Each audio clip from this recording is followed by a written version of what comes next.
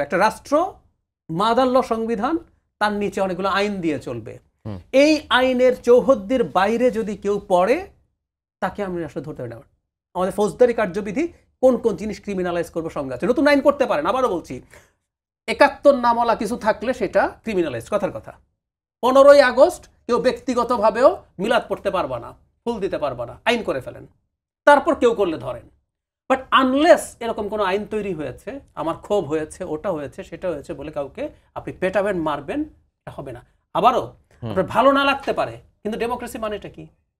Democracy মানে হচ্ছে ফ্যাসিজমের উল্টো জিনিস না। শেখ হাসিনা তো সহ্য করে না তার বাইরে কোনো বয়ান কেউ দিলে। আমরা ডেমোক্রেসির কথা বলি মানে হচ্ছে আমার এগুলো ভালো লাগছে না। আমারও ফ্র্যাঙ্কলি বলি, আমারও অনেক কিছু ভালো লাগে না। আমি আরও যদি খোলাখুলি বলি, এই দেশের অ্যারাউন্ড 20% মানুষ এখন আওয়ামী লীগ করে এত কিছুর পর, আমি ভাবলেই আমার খুব মন খারাপ হয় যে কেমন দেশে আমরা বসবাস করি।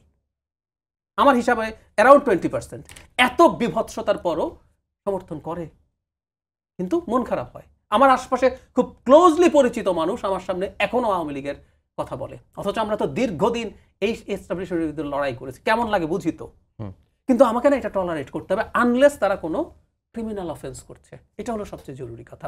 এই জিনিসটা যদি বোঝাবুঝি আমাদের মধ্যে না আসে, আমরা একটা স্টেট তৈরি করতে পারবো না।